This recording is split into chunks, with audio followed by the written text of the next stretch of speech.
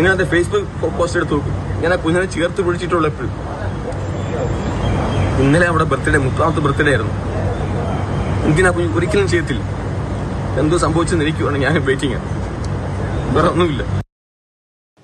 ഷാർജയിൽ റോള പാർക്കിന്റെ തൊട്ടടുത്ത് ഞാൻ നിൽക്കുന്നതിന് തൊട്ടപ്പുറത്താണ് അതുല്യ താമസിച്ചിരുന്ന ഫ്ളാറ്റ്. അവിടെയാണ് അതുല്യയും സതീഷും കഴിഞ്ഞിരുന്നത്. അതുല്യയുടെ മൃതദേഹം അവിടെയാണ് കണ്ടെത്തിയത്. അതുല്യ മരിച്ച് ഇത്രയും മണിക്കൂർ കഴിയുമ്പോഴാണ് സതീഷിന്റെ ഭാഗത്തു നിന്നും സതീഷ് പഠിച്ചിരുന്ന സ്കൂൾ ഗ്രൂപ്പിൽ ഒരു ഓഡിയോ സന്ദേശം വരുന്നത്. അതിൽ അതുല്യക്കെതിരായിട്ടുള്ള കുറെ വിമർശനങ്ങളുണ്ട്. അവളെ കൊച്ചു കുഞ്ഞ ഒരു കുട്ടി പെണ്ണാണ് അവള്. അനീതി എന്ത് പറഞ്ഞേക്കുന്നത്? രാത്രി വരെ അവൾ ഓക്കെ ആയിരുന്നു. രാത്രി വരെ ഓക്കെയാണ്. പിന്നെ എന്താ പറ്റിയതാണ് അവളും ചോദിക്കുന്നത്. അവൾ ഇന്നലെ വന്നായിരുന്നു, ഇവിടെ ഒന്ന് കയറി, അകത്ത് വന്ന് കയറി എന്നെ കുറെ പറഞ്ഞിട്ട് പോയി. ഞാൻ പറഞ്ഞു, മോളെ ഞാൻ ചെയ്തിട്ടില്ല.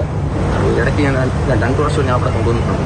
അന്നേരം അവർക്ക് ഇവിടെ നിൽക്കാൻ പറ്റത്തില്ല. കാര്യം എന്ന് വെച്ച് കഴിഞ്ഞാൽ ഒറ്റ ബെഡ്റൂം ആയതുകൊണ്ട് ഇങ്ങനെ രാവിലെ മുതൽ ഇവിടെ ഇരിക്കാൻ പറ്റത്തില്ല. അവൾ എപ്പോഴും പോയി ഇങ്ങനെ അനിയത്തി എടുത്താൽ അവിടെ പാർക്കുണ്ട്, കാര്യങ്ങളുണ്ട്. അനിയത്തിക്ക് ജോലിയില്ല. പിന്നെ അവിടെ 1 BHK ആണ്. പിന്നെ അവിടെ ഒരു പട്ടിയുണ്ട്.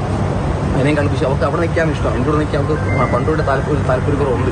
ശനിയാഴ്ച പുലർച്ചെ തിരിച്ചു വരുമ്പോൾ അതുല്യയുടെ മൃതദേഹം തൂങ്ങി നിൽക്കുന്നതാണ് കണ്ടത്. കാല് നിലത്ത് മുട്ടിയിട്ടുണ്ടായിരുന്നു. അതുല്യയ്ക്ക് കാല് ചവിട്ടി നിൽക്കാവുന്ന ഒരു അവസ്ഥയിലായിരുന്നു. മാത്രമല്ല, വീട് പൂട്ടിയിരുന്നില്ല.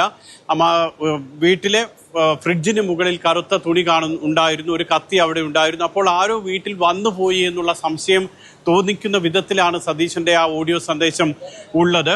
എന്റെ മോള് പോയി, ഞാൻ പോകുന്നു പറഞ്ഞു. അതേ ഫാനിൽ ഞാൻ തൂങ്ങിയതാണ്. അതിന് ശേഷമാണ് ഞാൻ ഈ മീഡിയസ് ഇത്രയും വരുന്നുണ്ട്. അപ്പോൾ ഞാൻ വിചാരിച്ചു അങ്ങനെ പോകാൻ പാടില്ല. എല്ലാവരും ആ കുഞ്ഞിനെ സംഭവിച്ചപ്പോൾ എല്ലാവരും എനിക്കെതിരെ ഇത് വന്നപ്പോൾ എനിക്ക് അറിയണം. നാട്ടിൽ പോയിട്ട് പോലീസ് പറയുന്ന എന്തിനും ഞാൻ ഉറപ്പാണ്. എൻ്റെ കൈ കൊണ്ടാണ് ഞാൻ പറ്റിയിട്ടുണ്ടെങ്കിൽ ഞാൻ അവർ തരുന്ന എന്ത് ശിക്ഷയും, മരണശിക്ഷയാണെങ്കിൽ പോലും ഞാൻ ഓക്കെയാണ്. എനിക്ക് അനുഭവിക്കണം. അതുല്യയുടെ മൃതദേഹം നാട്ടിലേക്ക് കൊണ്ടുപോകുന്ന നടപടികളൊക്കെ ഇനി നാളെയും മറ്റന്നാളുമായി മാത്രമേ സ്വീകരിക്കാൻ കഴിയുകയുള്ളൂ. നാളെ ബന്ധുക്കൾ, അതുല്യയുടെ സഹോദരി അഖില, അതോടൊപ്പം തന്നെ അഖിലയുടെ ഭർത്താവ് ഗോകുൽ, ഇവർ ഷാർജ പോലീസിലെത്തി പരാതി നൽകുമെന്നാണ് അറിയിച്ചിട്ടുള്ളത്. ഇതുവരെ ആത്മഹത്യ മാത്രമാണ് പോലീസിന്റെ മുന്നിലുള്ളൊരു വിവരം.